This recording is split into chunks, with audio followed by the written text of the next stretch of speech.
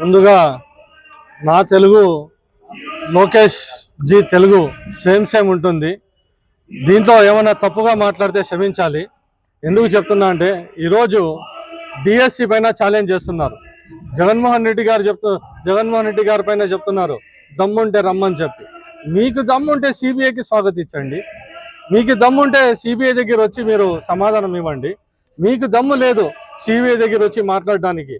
ఈరోజు DSC students పైన ఏ విధంగా అన్యాయం జరిగిందో దీనిపైన ప్రశ్న చేస్తే మీరు ఎన్ని రకంగా ఇబ్బందులు పెడుతున్నారు ప్రజలు గమనిస్తున్నారు.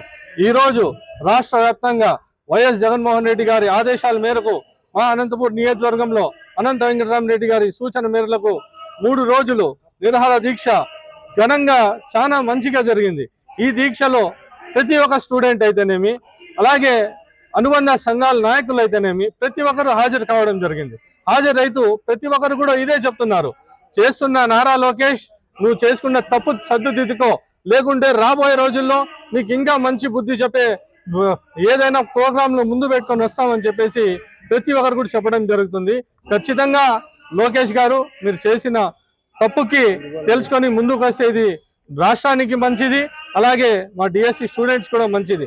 అలాగే ఈరోజు అనంతపూర్ నియోజకవర్గంలో దగ్గుపాటి ప్రసాద్ గారు ఈ డిఎస్సి సభ పైన మాట్లాడడం, కామెంట్లు చేయడం జరుగుతుంది. అయ్యా దగ్గుపాటి ప్రసాద్ గారు, మీరు అనంతపూర్ నియోజకవర్గం ఎమ్మెల్యే గారే కదా, మీ చేతిలో కూడా కొన్ని పదవులు ఉంటాయి కదా. ఈ రోజు 2 సంవత్సరాల పైన అయితేనా కానీ మా మైనార్టీలకి ఎక్కడ మీరు ఒక పదవి ఇచ్చిండే దాకాన పోలేదు. మీరా డిఎస్సి స్టూడెంట్ల పైన పోరాటం చేస్తానే వైఎస్ఆర్ కాంగ్రెస్ పార్టీ పైన మాట్లాడేది. మీరు మాట్లాడే మాటలు ప్రతిదీ కూడా మీరు చేస్తున్న పనులు ప్రజలు గమనిస్తున్నారు.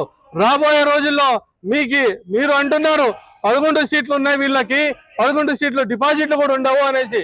మీరు సింగిల్ సీటే కదా, రాండి రాజీనామా చేసి రాండి.